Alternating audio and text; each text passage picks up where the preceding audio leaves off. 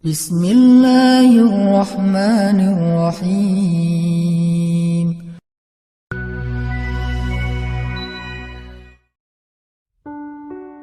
Cara yang terbaik. Di zaman Umar, ketika Umar jadi khalifah, ada tuh yang kayak gitu tuh. Suka nyebarin hal-hal yang kayak aneh, nyeleneh tentang agama. Asalnya dari Irak. Dia ini emang tokoh liberalnya Irak lah. Dia nyebarin fitnah tentang makna ayat Al-Quran. Saya lupa tapi ayatnya apa, nanti saya cek lagi. Tapi dia kayak bikin keraguan orang terhadap kebenaran Al-Quran. Kalau dalam bahasa ulama ini disebut dengan istilah syubhat. Makanya ada istilah raddus syubhat, menolak membantah syubhat-syubhat tentang agama. Ada yang mengatakan misalnya ternyata melakukan hubungan walaupun tidak halal, tidak resmi, tidak dalam akad nikah, asalkan sama-sama rela, itu sesuatu yang dibolehkan. Ini namanya syubhat, menyebarkan fitnah tentang agama di tengah-tengah masyarakat. Ini fatal banget dalam sebuah sebuah bangsa atau masyarakat. Di zaman Umar ada orang kayak gitu. Kalau kita baca sejarah kekhalifahan Umar itu luar biasa loh. Ada orang yang dideportasi karena terlalu ganteng,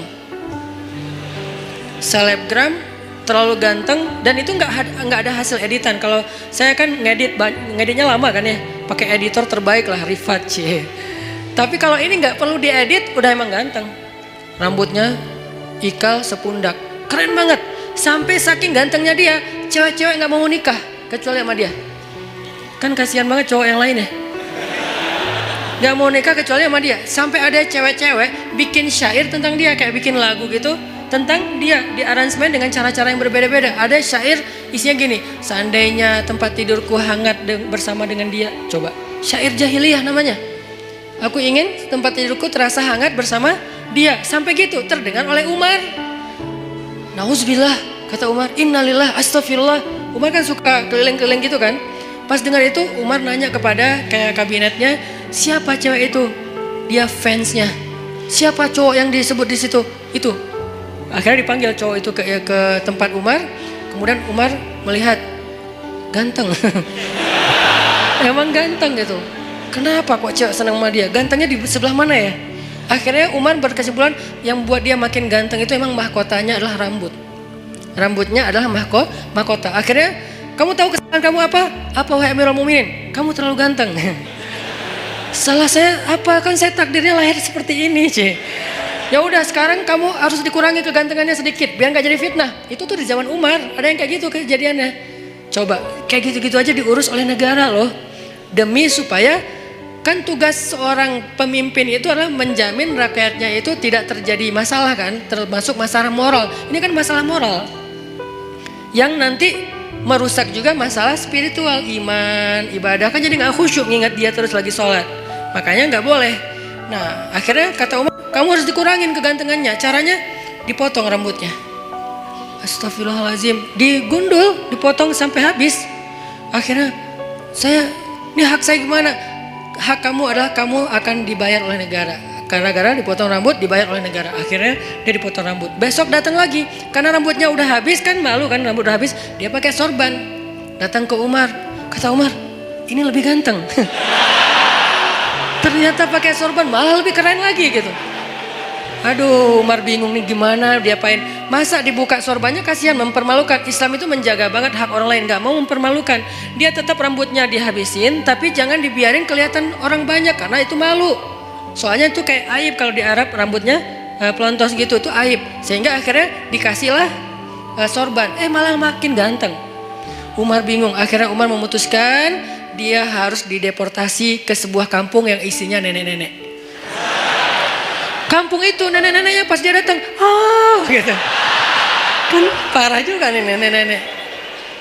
Akhirnya dia dideportasi ke luar negeri yang kampungnya isinya orang ibu-ibu tua, yang dia atas tindakan itu dia digaji oleh pemerintah. Ini adilnya Islam, hukum tegak tapi fair. Hukum tegak tapi fair. Dia nggak hanya dideportasi terus biarin dalam keadaan terlunta-lunta, enggak. Dia dikasih gaji oleh pemerintah. Tapi dia sendiri di tempat yang terasing. Tiba-tiba ibunya di kota Madinah datang ke Umar dan mengatakan, celaka engkau wahai Amirul Mukminin. Kenapa saya celaka ibu? Kata Umar, Karena engkau duduk bersama anak-anakmu, putra-putramu, dan engkau bersama dengan mereka dalam keadaan nyaman, bahagia, tapi engkau memisahkan saya dengan putra saya. Siapa putra ibu? Fulan underscore Fulan. Oh, yang selebgram itu? Iya. Ya udah, ibu maunya apa? Saya jauh dari putra saya kangen dengan putra saya. Kamu tahu nggak sih rasanya kangen gitu kan? Terus gimana maunya ibu? Saya pengen ketemu putra saya. Ya udah, akhirnya diputuskan oleh Umar, ibunya juga ikut dengan anaknya tinggal di sana, dibiayai oleh negara. Itu tuh masa kekhalifahan Umar, sampai hal-hal kayak gitu diurus. Termasuk laki-laki yang dari Irak tadi, orang sekuler Irak yang pengen ngacak-ngacak pemikiran umat Islam tentang Al-Quran. Dia mengatakan, ini lihat nih ayatnya kayak gini-gini. Tapi dia ngomongnya kemana? Dia ngomongnya di pasar, bukan di majelis para ulama. Bukan di masjid, di pasar. Karena kalau di pasar kan jarang ada ulama nih. Sehingga orang percaya aja sama dia, sama omongannya. Dipanggil sama Umar. Tahu nggak kesalahan kamu apa? Apa? 2. 1. Kamu sudah menyebarkan fitnah agama di tengah-tengah masyarakat sehingga mereka ragu tentang Al-Quran. 2. Kalau kamu nggak ngerti ayat itu, harusnya kamu tanya kepada ulama, bukan nanya kepada orang awam. Atas kesalahan yang fatal ini, maka saya hukum kamu dengan dicambuk. Karena dia udah nyebarin banyak fitnah. Orang sampai ragu nggak mau lagi baca Quran. Orang menganggap Al-Quran itu nggak otentik segala macam. Itu kan banyak kan obrolan orang sekuler tentang kayak gituan. Akhirnya dicambuk dan diancam, kalau kamu masih melakukan hal yang sama, maka saya akan berikan hukuman yang lebih berat. Akhirnya dia pulang ke Irak dan sejak itu dia taubatan nasuha. Itu terjadi. Nah, Fanhas kayak gitu banget. Yang nyebarin fitnah tentang agama Allah. Allah fakir, Allah itu riba, dan seterusnya. Sehingga akhirnya Allah turunkan ayat tadi dan Allah membela Abu Bakar As-Siddiq. Nah, kalimat yang saya pengen kita renungkan dari kalimatnya Abu Bakar itu apa? Ghadibtu lillah ya Rasulullah. Saya marah karena Allah ya Rasulullah. Apa pelajarannya di sini? Ternyata Islam itu juga menganjurkan marah. Menganjurkan cinta, menganjurkan maaf, menganjurkan sabar, menganjurkan tersinggung, menganjurkan marah, menganjurkan membalas. Ada semuanya, tapi kondisinya berbeda-beda, konteksnya berbeda-beda. Kalau kita salah konteks, nggak jadi ajaran Islam lagi. Itu yang harus kita pelajari. Jadi bukan hanya agama cinta, tapi juga ada anjuran untuk supaya kita marah dalam kondisi tertentu. Bagaimana nggak marah ketika ada seorang perempuan muslimah dihina, dibuka auratnya, dilecehkan, masa kita nggak marah? Rasulullah aja marah ketika ada perempuan muslimah lagi belanja di masjid, di pasar, belanja di pasarnya Yahudi, terus dilecehkan sama cowok-cowok anak muda Yahudi. Diapain? Roknya tuh diikat pakai tali, digantung ke tiang gitu. Pas dia jalan kan kesingkap karena ketarik tali kan, sehingga auratnya kelihatan. Dia malu, nangis, dibela, digunting tuh tali sama seorang laki-laki pemuda muslim, digunting talinya. Marah orang-orang Yahudi yang ngeprank si cewek ini nih.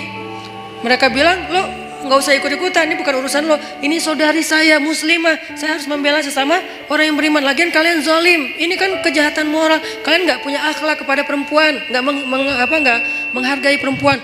Terjadi adu mulut lama-lama karena dia sendiri dikeroyok meninggal. Udahlah menghina perempuan, membunuh laki-laki yang mencoba membela perempuan tadi. Nabi langsung marah. Langsung dikumpulkan bala tentara yang kuat-kuat oleh Nabi menuju kepada kabilah itu, dikepung tuh kabilahnya. Setelah dikepung, Nabi memberi mereka kesempatan 2 pilihan. 1 pergi, 2 perang. Ini namanya marah fisabilillah. Jadi ada jomblo fisabilillah, ada mutusin fisabilillah, ada balikan fisabilillah, semuanya ada fisabilillahnya. Apa maksud saya fisabilillah? Ada jalan yang dibolehkan oleh Allah, ada kondisi yang dibolehkan oleh Allah. Jomblo fisabilillah itu kayak gimana? Jomblo yang sabar, yang tetap istiqomah, yang gak berputus asa dengan berbuat dosa, itu tuh fisabilillah banget. Jadi itu bukan bahasa-bahasa nyeleneh. Justru itu sebuah ungkapan sederhana yang di dalamnya tuh terkandung banyak hikmah yang saya harapin kayak gitu. Jadi bukan jihad fisabilillah. Jihad fisabilillah ada juga jihad fisabilillah taghut. Orang yang berjihad bukan karena Allah. Begitu juga dalam urusan yang lain. Ghadibtu lillah ya Rasulullah. Saya marah karena Allah ya Rasulullah. Berarti apa? Di antara cabang-cabang iman adalah emosi. Perasaan cinta, perasaan malu, perasaan takut, perasaan marah, itu semuanya bagian dari iman. Kalau ada orang mengatakan iman itu hanya cinta, sampai ada kalimat, ya Allah kalau saya beribadah karena saya penginkan surga, tutup surga itu dari saya. Kalau saya beribadah karena saya takut neraka, masukkan saya ke neraka. Saya beribadah hanya karena cinta kepadamu. Ini membentur-benturkan 2-3 hal yang sebetulnya tiga-tiganya baik. 1, roja, mengharapkan surga. Itu baik, bagian dari iman. 2, khauf, takut neraka. Itu juga bagian dari iman. 3, mahabbah, cinta kepada Allah. Itu juga bagian dari iman. Tiga-tiganya emosional, perasaan. Ternyata iman itu juga menyangkut urusan perasaan. Sehingga pertanyaannya, sudah berimankah perasaan kita? Jangan-jangan yang baru beriman lisan kita. Asyhadu an la ilaha illallah, asyhadu anna Muhammadar Rasulullah. Lisan kita beriman. Apakah hati kita beriman? Yaitu yakin. Apakah perasaan kita beriman? Yaitu takut kepada neraka, mengharapkan surga, mengharapkan ampunan Allah, cinta sama Allah, kangen sama Allah, cinta sama Rasulullah. Itu kan imannya, perasaan. Sudah berimankah pikiran kita? Artinya pikiran kita itu yadhkurunallaha qiyaman wa qu'udan wa ala junubihim. Ingat Allah terus. Dalam keadaan berdiri, duduk, berbaring, itu kayak simbol dari totalitas kehidupan dia. Ingat Allah terus. Itu berarti pikirannya sudah beriman. Sudah berimankah tangan kita yang tercegah dari menyakiti orang lain? Sudah berimankah kaki kita yang tidak mau melangkah ke tempat-tempat dosa? Sudah berimankah sekujur tubuh kita dengan segala bentuk amal solehnya, termasuk perasaan. Sehingga orang yang tidak marah ketika agamanya dihina, orang yang tidak marah ketika Allah dihina, Rasulullah dicela, itu tuh berarti imannya, perasaannya belum utuh keimanannya. Saya nggak bilang nggak beriman ya, karena itu terlalu ekstrim menuduh orang tidak beriman. Tapi dalam bab itu dia belum utuh keimanannya, belum baik keimanannya. Karena harusnya dia marah. Cuman yang harus kita perjelas juga adalah gimana cara kita marah. Gimana cara kita mengekspresikan marah. Marah harus, tapi mengekspresikannya ada banyak cara dan itu sangat kondisional.